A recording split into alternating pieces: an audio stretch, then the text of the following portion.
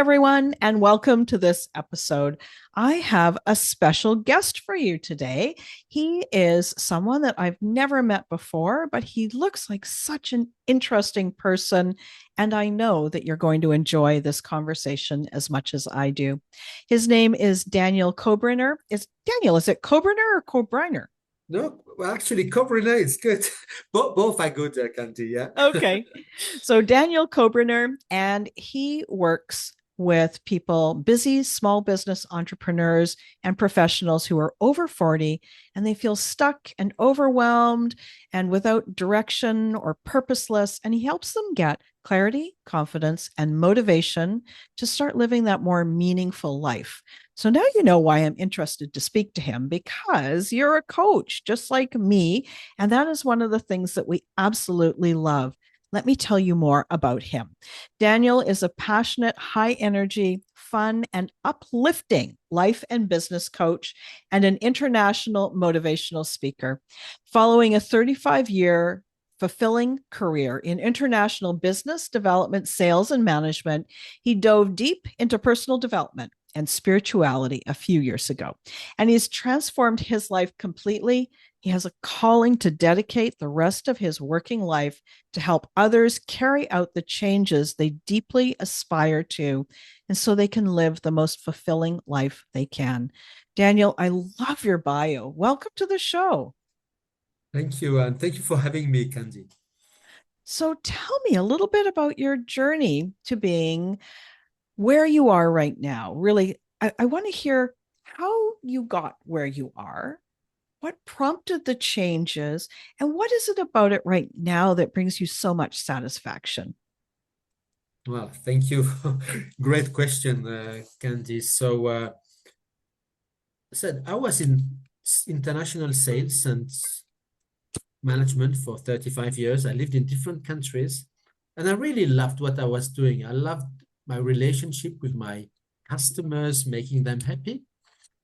But I felt that sometimes I was not always aligned with the companies I was working with, company culture, etc. Because really, I've got values around fairness, around equity, really, and some things were not so aligned. And what happens is about 4 years ago, I started digging deep into personal development, which I hadn't done before. I listened to coaches talking,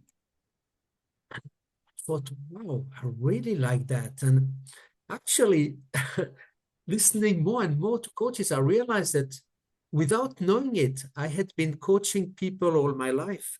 It was, always it was my style. I called it participative management. But for instance, in companies, it was really about helping people getting the best out of themselves in a safe environment, helping people express themselves, and really empowering people. So then, I got myself a coach as well. And then I got a certification with Mind Valley. I'm a certified life coach. And then at a given time, I said, no, now this is really what I want to do. So this is when I decided to make the move to stop what I was doing before and to start a new life. I love that. What is it about coaching that is so satisfying for you? I said, well, you see, the people who come to me are people who are stuck somewhere in their lives. They would like to change some things, but they don't know how. They don't know if it's possible. And see, as a coach, first of all, what's beautiful is that we have the opportunity to give our coaches a safe space really to express themselves. It's not about us, it's about them. It's about them being able to be seen, to be heard, to be understood, and really to say things that they wanted to say for a long time, but they had nobody to talk to. So already giving them this ability to speak is already something very fulfilling. Afterwards, you know, when we help them to get transformations, to get changes, and they said, "Oh, wow!" And this is beautiful. It's not that we don't expect things, but when it happens, it's like, yes, I know why I choose this path. Mm. And I understand my interpretation, at least, of what you're describing. And it's funny because at the surface level, like when you say the words, it doesn't sound like that big of a thing, right? But in the experience of it, for us to be able to help somebody be more of the person that they are meant to be is one thing. To feel safe in a conversation, to express what they want and what they need and who they are is a gift that has almost no measure. And to partner with them, right? Like, as we partner, there is something so magical about the two people coming together to have a conversation about the client. And the benefit to the client is just so many, like it's exponential. When you and I first met 5 minutes ago, you have a certain approach, a very curious, open approach, but also it feels like you consciously like everyone.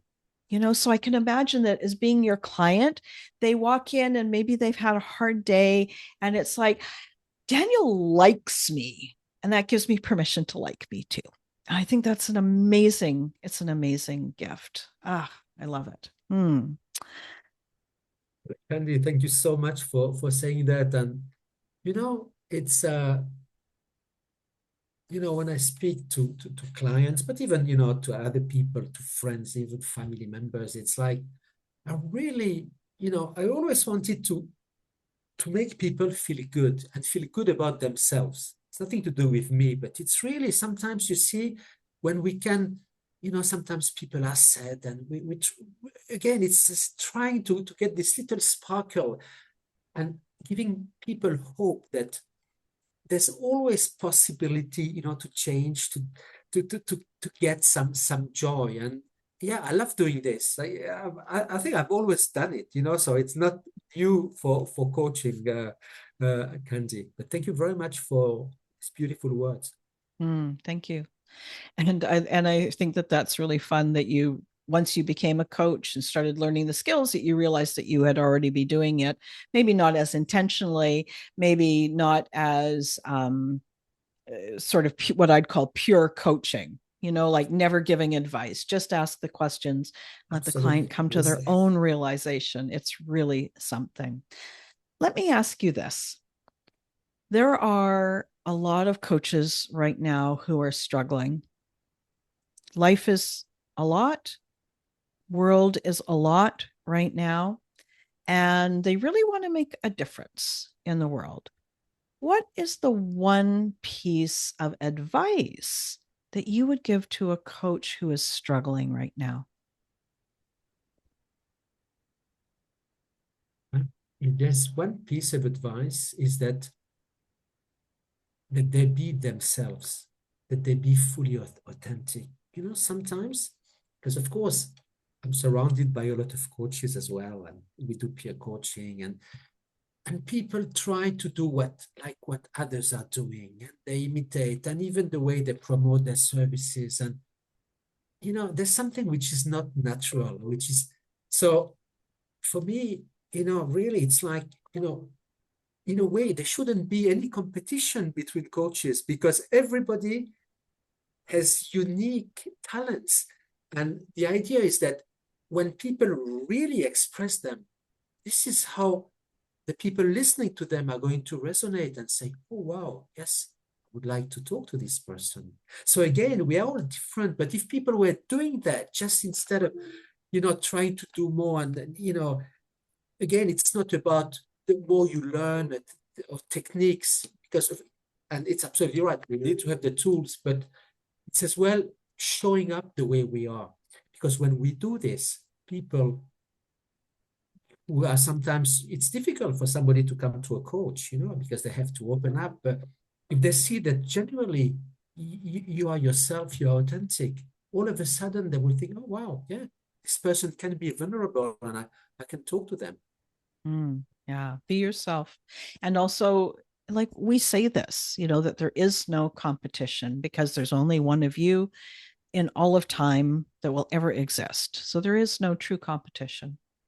And yet we still doubt, right? So the more that we hear the message from people like you, people who listen to this show, it's just that reminder over and over and over again that you are unique and who you are is needed in this world. And the people who want to be your clients, and I use that word intentionally, want to be your clients, they're looking for somebody like you. So just show up, be you. And it's surprisingly, it works. Well, it's exactly, and I'm going to add an element as well, if I may. It's a personal one, but see, at the same time when I started coaching, I mean, listening to coaches, and I kind of, some people started talking more kind of spiritually. Again, I have to say this was very new to me, very new. But because of my environment, which was, my parents, my father was an engineer, it was very down to earth, everything had to be proven by science in a way. And when I started listening to people about, the power of the universe, about the law of attraction, about quantum physics, again, I didn't know anything about this. So I've got to say, and you know what? This really brought another dimension, and why did I think about this now, Candy? It's that when you say about belief, we have to believe in ourselves. And actually, now, in my world, everything happens for a reason, which before I wouldn't have said that. Coincidences, I had some remarkable things happening in my life, but I brushed them off. Now, I look at the same facts with a different eye. So when we start taking action, when we believe in ourselves, and when we really follow our passion, things are happening. Things are happening. So it's why I know, and what you say about people doubting, but my message is really follow who you are, your passion. You will Mm. see things coming. Yeah. And I love this because I bridge the gap as well between science and spirituality and a lot of the work that I do and my own personal work. And the way that I explain it is that there's things that science doesn't have the tools fine enough to measure the things. Nobody ever asks me to prove that gravity exists, right? Like we just Yeah. assume it's a thing. And so there's laws of the universe, and that's one of the laws of the universe, the law of attraction and also the law of expectation. What do you expect to happen? How do you show up, right? So I think that that's really great. And pretty soon they'll have the law of attraction measure. Right? You never know. Somebody's Well, working on it. absolutely. And if I may add, Candy, for instance, now, at least the science proves that there is an electromagnetic field around ourselves coming from the heart. And apparently from the heart, it's 100 times more powerful than from the brain. So again, some things are coming. Imagine that Einstein wouldn't have been there. Would we know about the law of, the relativity? Perhaps no. So my take is that of course, science has proven a lot, but what it has proven is perhaps minuscule in Yes, comparison with all what's out there and we don't know yet. I agree. Gosh, it's so exciting to think about that. I love it. All right, let me ask you another question. What is the one thought? And for some reason today, I'm big on one thought, one idea. What is the one thought or message that you would share with your past self? Something that you know now that you would share with them if you could go back in time. Well, something comes to mind. You see, Yeah. I used to be a perfectionist. I used to be an overthinker. I used to procrastinate in a lot of things. And now when I'm looking back at this, I wasted a lot of time and energy in my life. So now, and actually it's why I'm talking a lot about procrastination in my talks, but now my what I would say to my older self is, good, take action, go there, start, and really follow your instinct, follow your heart. This is what I really the advice. And it's not about your head and trying to think and overthink. And then no, it's really follow your instinct. Yeah. That's great advice. And for anybody who's listening, it's advice for you too, right? Follow your instinct. And your heart knows. Your heart certainly knows. All right. As we wrap up our conversation, one last question. What Mhm. is the most powerful question anyone has ever asked you?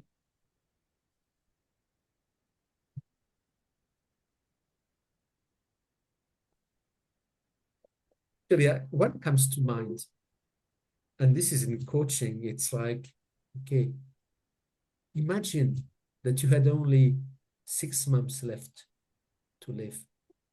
What would you do now? I love that. And that's It's stoicism. like, We don't it's know. We never powerful, know. but it's sometimes, you see, the biggest regret people have just before they are going to die, it's never the things that they have failed. Actually, failure doesn't really exist, but the things they haven't done perfectly.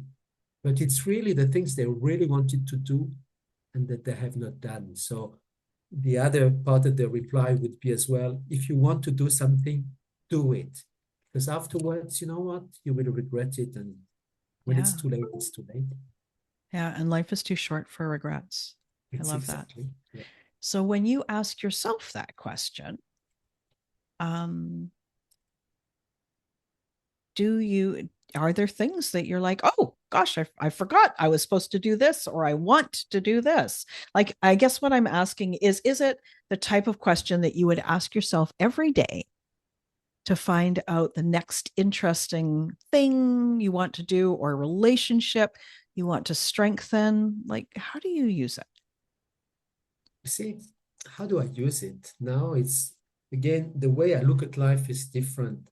Now I really enjoy the present moment because I know that, the past, I can't do anything about this. I can learn about this. The future, I'm not going to worry about this because I cannot control it. So I really, I want to make the best I can now. I want to be the best version of myself. And a practice I have is really I practice gratitude. I'm really grateful, for the people around me and, for a lot of things. And it's little things, what you get up in the morning and you think about three things, you're grateful for.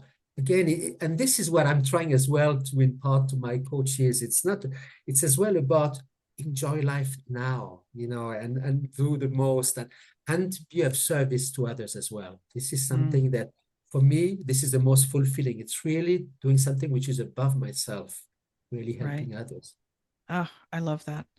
Daniel, it has been such a pleasure meeting you and such a pleasure speaking with you. I'm very grateful that we got a chance to meet. Could you share how people can find out more about you? Yes, they will. I will leave, uh, I will leave the details, of my LinkedIn and my Instagram as well. And for your auditors, I have a gift as well, which is like it's an ebook about procrastination, which I wrote with again my story as well, and I hope it will be useful. Oh, wonderful. And I'll make sure to put all those links in the show notes. Really enjoyed our conversation. Thank you so much for joining me today. Well, thank you. It was such a pleasure talking and listening to you, Candy. Thank you.